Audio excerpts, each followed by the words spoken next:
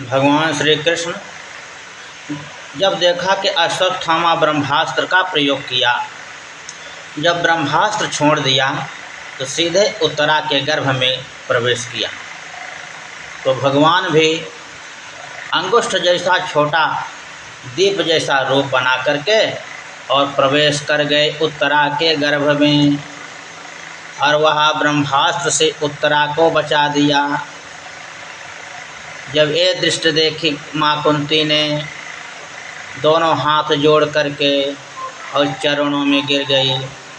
कहा, हे मधुसूदन, आप ही हमारा रक्षा किया सर्वथा हमेशा। लाक्षागृह से लेकर के पूरा युद्ध पर्यंत पांडवों को विजय आपने ही के कारण हुआ।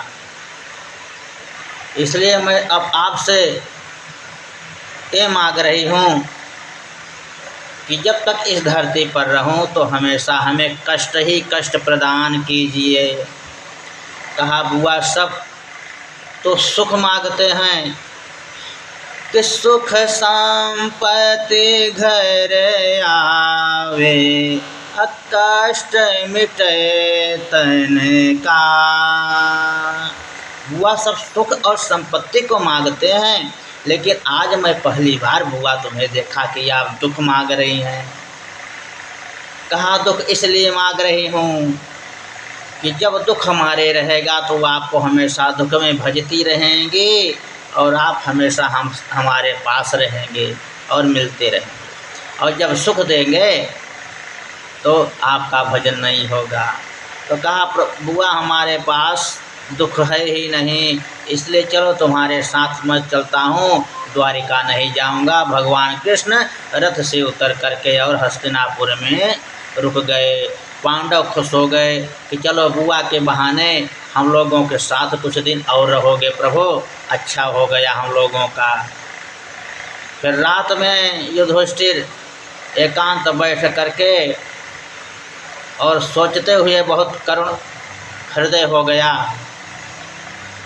कि मैंने समस्त अपने पितामह भीष्म, गुरु द्रोणाचार्य, अपना समस्त परिवार सबको मैं खो करके और आज ये राज्य पाया तो हमारा ये राज्य किसी काम का नहीं है।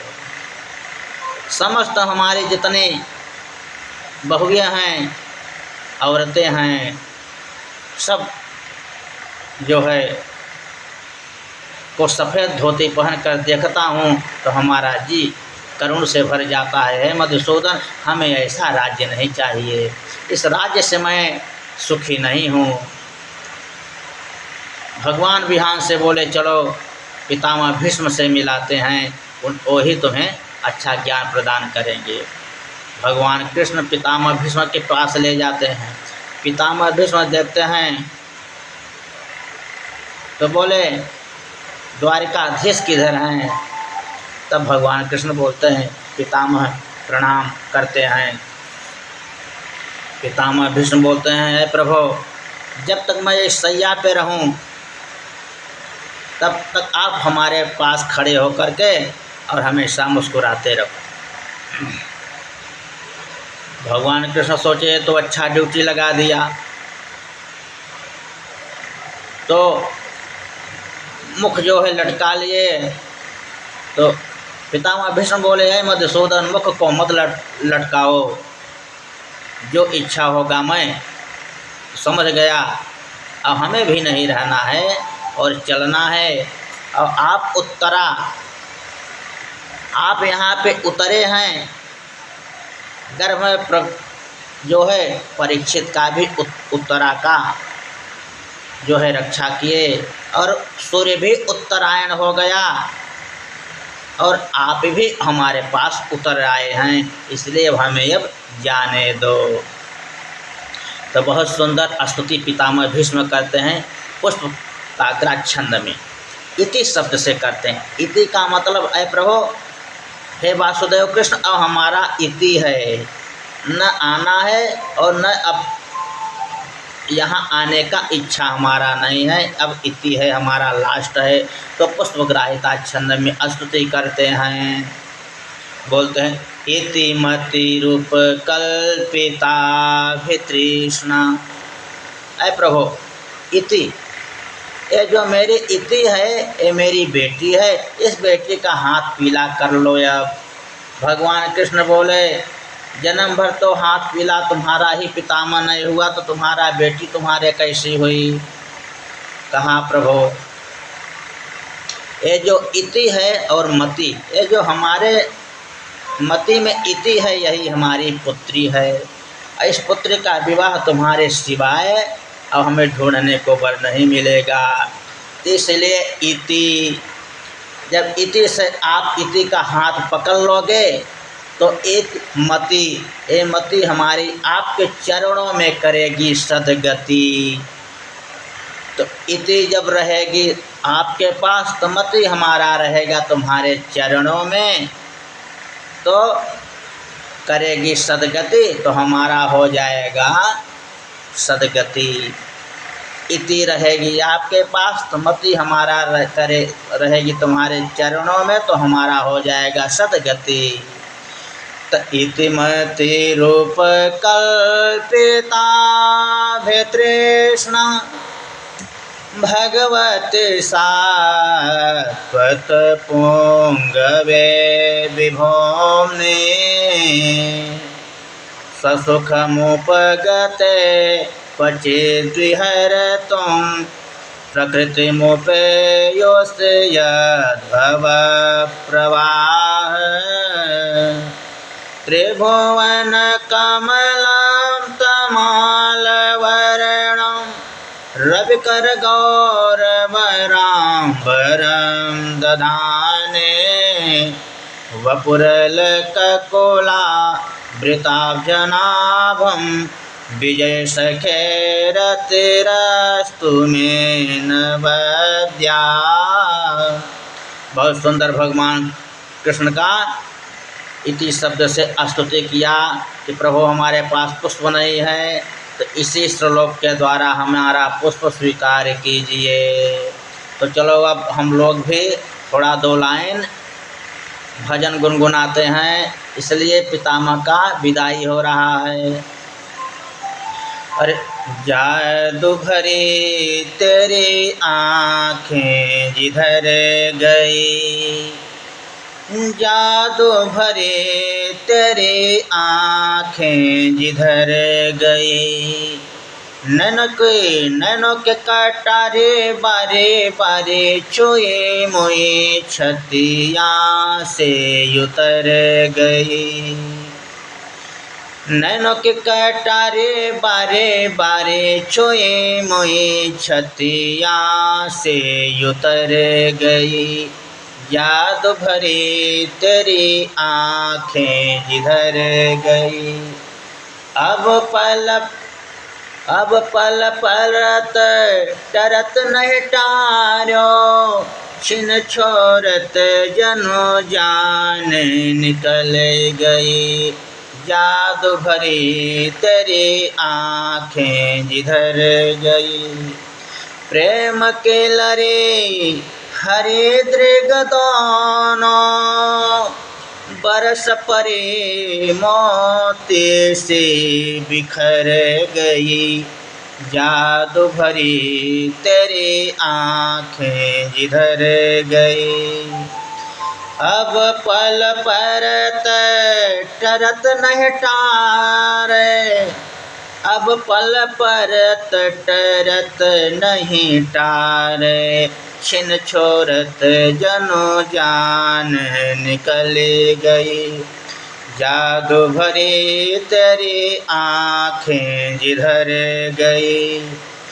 नैनों के कटारे बारे बारे पलकन बारी, नैनों के कटारे बारे बारे पलकन बारी, जादू के पेटारे छोए मोए दृग कर गई। ए नैन कटारी जो प्रभु का है, इसको कोई देखता है ए नैन कटारी से तो घायल हो जाता है, और जो कटारी की छोटी बहन है जिसे हम लोग चाकू कहते हैं, या चाकू से किसी को मारो तो घायल हो जाएगा, उसका तो इलाज है, लेकिन नैन कटारी से नहीं है। गोपिका ये गोपियाँ इस नैन कटारी से बेहाल हो गई थी कि टुटरी युग है ते ताम अपश्यताम, अगर एक पल भी गिर जाती थी पलक तक गोपिका जो है बेहाल हो जाती थी, मानो एक युग बीत गया है।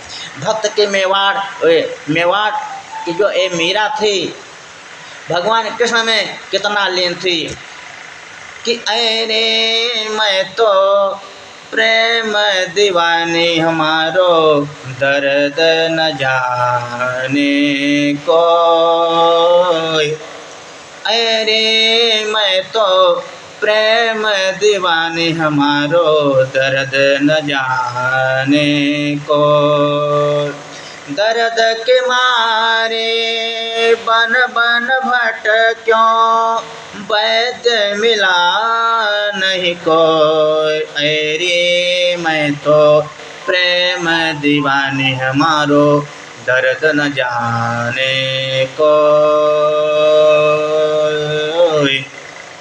नैनों के कटारे बारे बारे पलकन बारी, जादू की पिटारी दृग छोई मोई कर गई, जादू भरी तेरी आँखें जिधर गई, जादू भरी तेरी आँखें जिधर गई। निरख छटा